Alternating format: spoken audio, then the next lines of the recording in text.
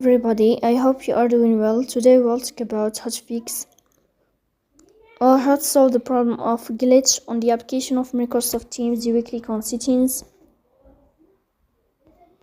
Here we click on apps, default apps, app settings.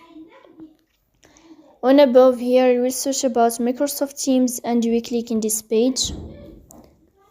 Then here in this page of app info you will go to first stop and you will click OK.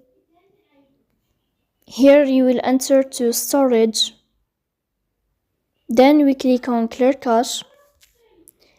In the end, you will turn off your phone and you will wait a moment to restart your phone again to fix that problem.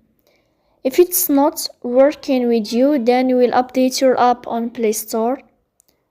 So that's all. Don't forget to support us by like and subscribe. See you next time and thank you for your watching and your